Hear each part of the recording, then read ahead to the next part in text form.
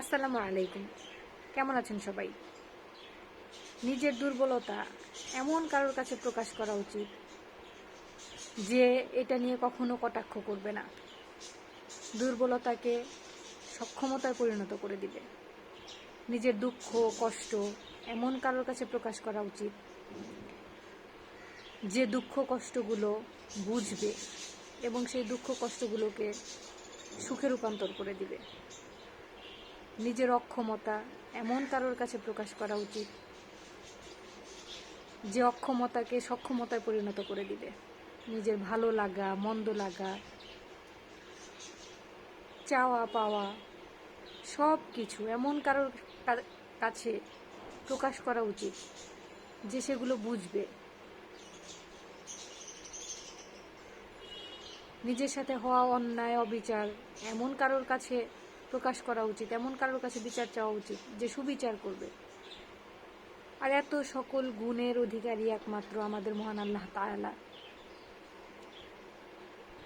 আমরা আসলে ভুলে যাই যে আমাদের আসল অভিযোগের জায়গা কোনটা, আসল চাওয়া পাওয়ার জায়গা কোনটা, আমাদের নিজের জায়গা কোনটা।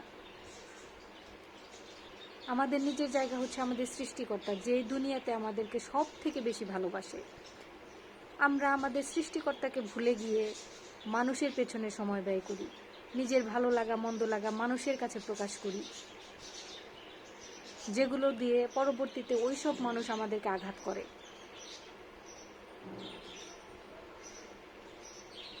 আমরা ভুলে যাই যে মানুষের স্বভাবই হচ্ছে আঘাত করা, বিট্রে করা। কিন্তু একজন আছে সৃষ্টিকর্তা, যে আমাদেরকে তৈরি করেছে, আমাদেরকে দুনিয়ায় সব থেকে বেশি ভালোবাসে। অন্তরটা যখন ভারী হয়ে আসবে, সিজদায় গিয়ে মন ভরে কান্না করবেন। আল্লাহ তো অন্তর্যামী, আল্লাহকে কিছুই বলতে হবে না, সে এমনিই বুঝে নিবে। আপনার অন্তরকে প্রশান্ত করে দিবে, আপনার সমস্যার সমাধান করে দিবে।